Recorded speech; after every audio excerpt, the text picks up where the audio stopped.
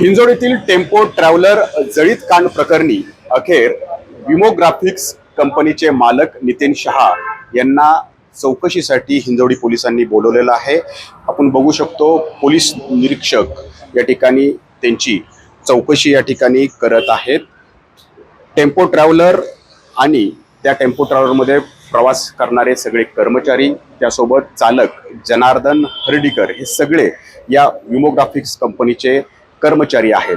आणि हीच tempo travellers पेटवण्यासाठी Janardan हर्डीकरनं ज्वलनशील बेन्झिनचा वापर या ठिकाणी केलेला होता आणि या सगळ्या जळीत कांडामध्ये 4 जणांचा जीव सुद्धा गेला। त्यामुळं हे कंपनीतलं बेन्झिन जे आहे ते हंबर्डीकर जे आहेत ते बाहेर कसे काय घेऊन आले, त्यासोबतच ते नेमकं किती होतं, 5 लिटर होतं की 1 लिटर होतं।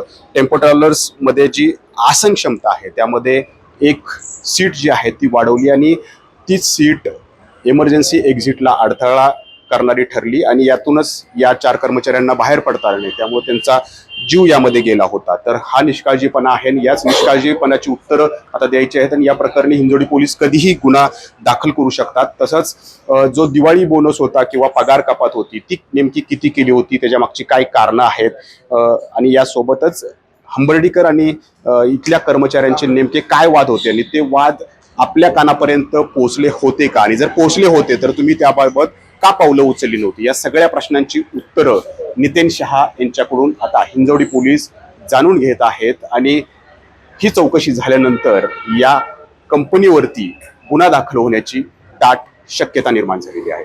नाजिमुल्ला, एबीपी माझा, हिंजवडी, पुणे। एबीपी माझा, उघडा डोळे बघा नीट।